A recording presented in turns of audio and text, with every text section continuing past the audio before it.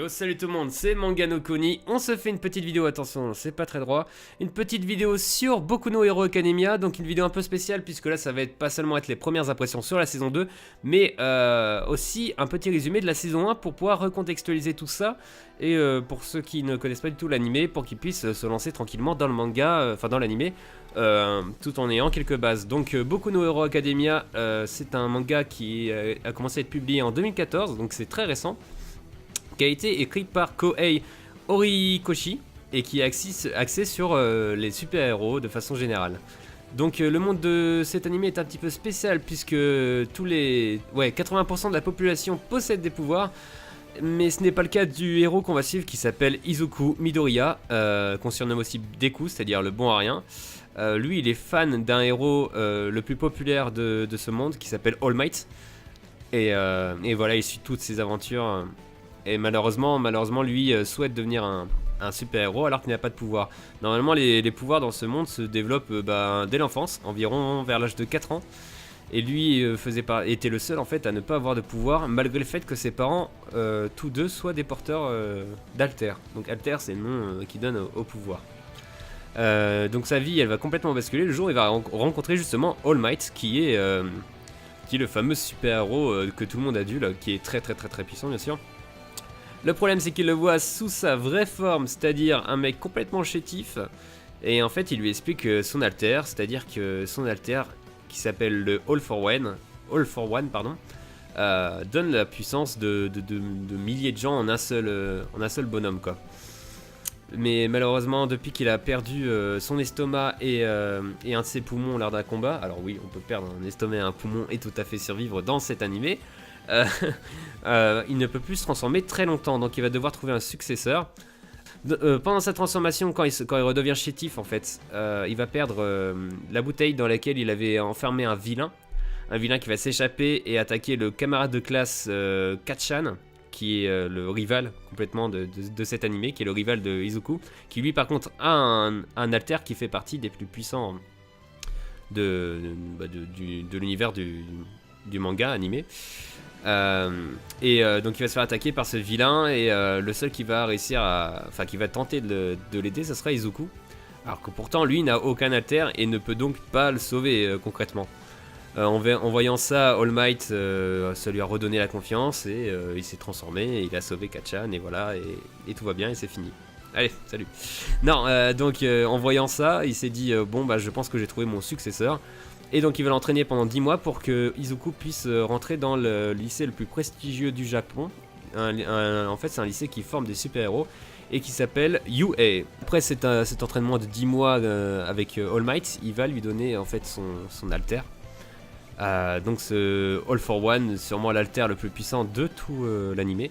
Le problème c'est qu'il ne peut pas le maîtriser pour l'instant, il est trop petit, il est pas assez fort, il le maîtrise pas, il faudra de l'expérience.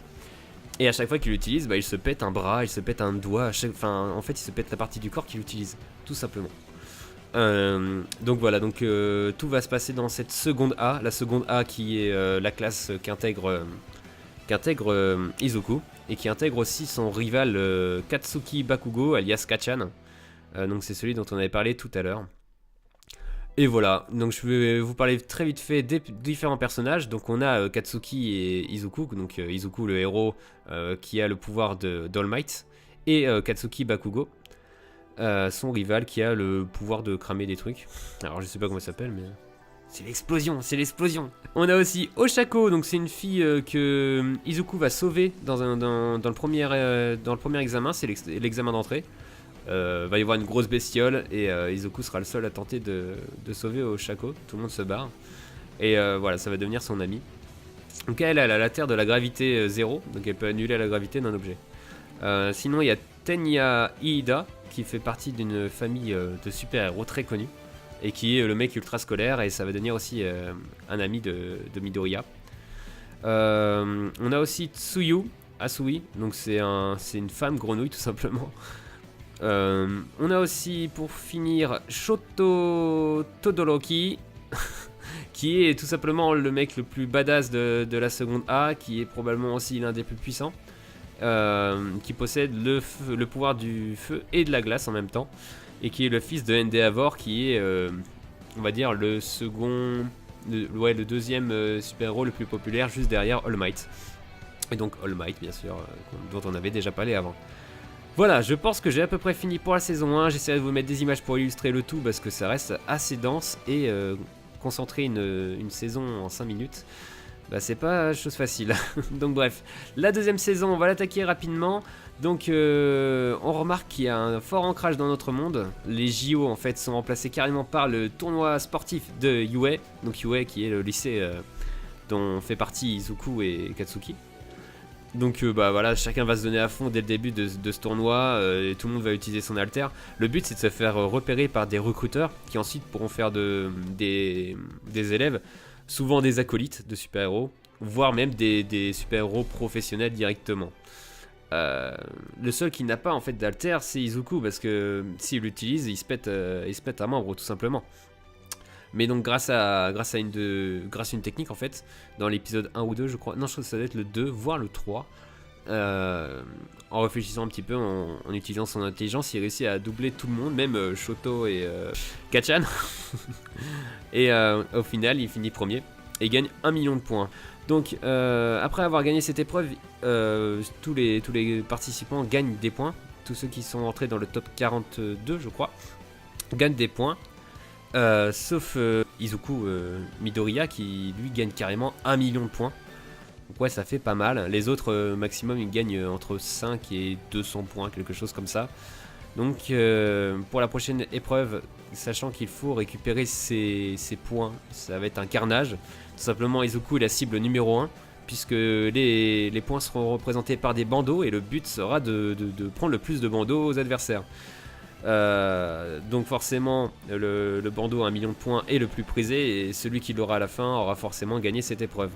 Donc cette épreuve elle se fera par équipe de 4 et donc chacun doit trouver ses alliés. Donc le cavalier c'est celui qui monte sur un mec en fait carrément.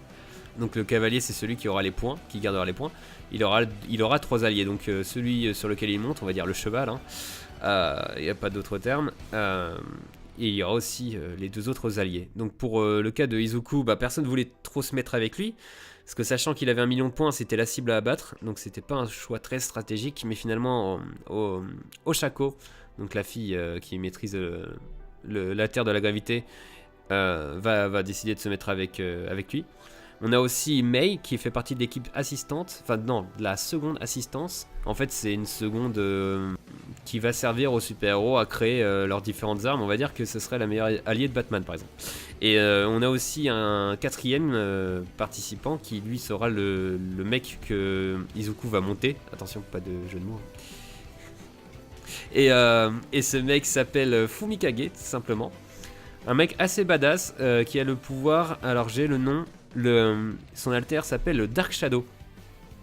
Voilà, donc là on est dans cette situation pour le dernier épisode qui est en date. Donc on est toujours dans ce tournoi, deuxième épreuve. Izuku a le plus de points, les autres veulent essayer de le prendre. Toute la seconde, enfin toutes les différentes secondes se battent dans ce tournoi et tout le monde veut sa peau en fait, tout simplement. Le dernier épisode s'arrête sur Naito. Donc c'est un étudiant de la seconde B qui va prendre le bandeau de à peu près tout le monde, sauf Izuku pour l'instant. Et qui va expliquer tout simplement qu'il s'était placé très mal dans le classement volontairement pour observer les haltères. Et en gros, contrairement à Kachan qui est un gros débile et qui pense qu'à frapper, bah lui il a un cerveau quoi. Et voilà. Donc ça va être un petit peu compliqué pour Izuku puisqu'il est toujours un peu seul contre tous. Mais Naito avec son geste a peut-être attiré les foudres de tout le monde. D'ailleurs Katsuki et Bakugo est un petit peu remonté contre lui. Donc on part sur les premières impressions sur l'animé de façon générale et ensuite on va partir sur la saison 2. Donc la saison 1 c'est quand même un animé que je trouve un peu particulier parce qu'il se place dans un contexte différent. C'est-à-dire que là c'est pas genre un gars qui sera vraiment élu. C'est un gars qui est vraiment mauvais à la base et qui doit se battre pour réussir à valoir les pouvoirs qu'il va ensuite gagner. Et aussi le fait que tout le monde soit super-héros, ça donne un petit peu un côté un peu spécial à l'animé.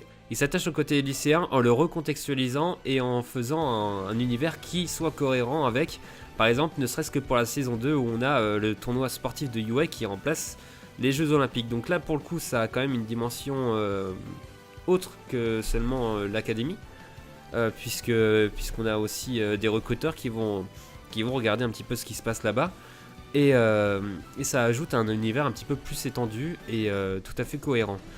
Sinon, sur le personnage principal, il a le côté vraiment pleurnichard qui peut être assez énervant. Côté pleurnichard, il commence à perdre progressivement. Donc certes, il a une évolution. Je comprends tout à fait que Izuku soit un petit peu, comment dire, exaspérant pour certains.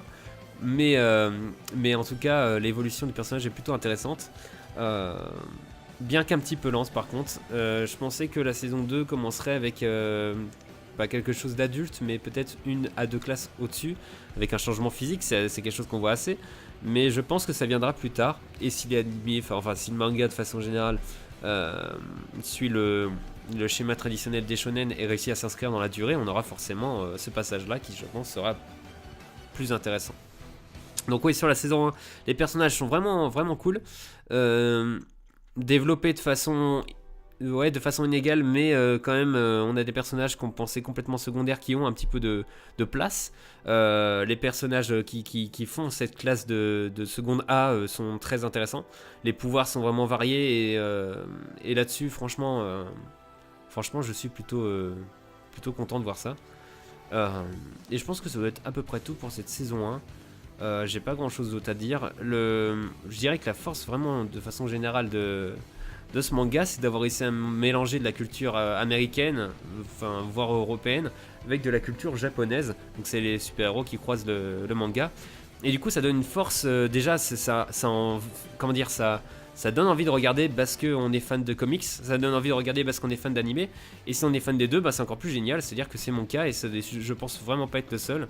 Donc ça donne un tout vraiment attrayant. Donc pour cette saison 2, un petit peu particulière, puisque là on se situe vraiment dans un nouvel arc en fait, dans l'arc du tournoi sportif.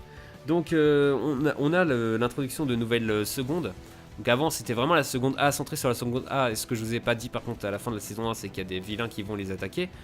Donc là on n'est pas là-dessus, on continue pas sur le gros fight super-héros vilain, mais là on part sur quelque chose de plus académique, donc des secondes contre d'autres secondes, et je pense plus tard aussi des terminales qui apparemment auront un rôle assez important, d'après ce qu'on a pu voir un petit peu par les dialogues entre les différents protagonistes. Donc cette saison 2, elle est un petit peu... ouais, elle est plutôt différente.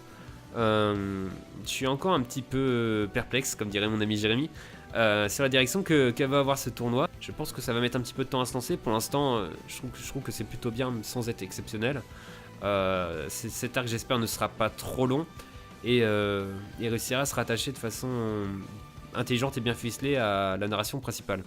Mais en tout cas, oui, ça reste quand même plutôt sympa. Le côté je gagne 1 million de points, mais en même temps ça me nique pour les prochaines épreuves. Voilà mes impressions pour cette saison et pour cet animé. J'espère que cette vidéo vous aura plu et on se retrouve pour une très prochaine vidéo. Salut tout le monde!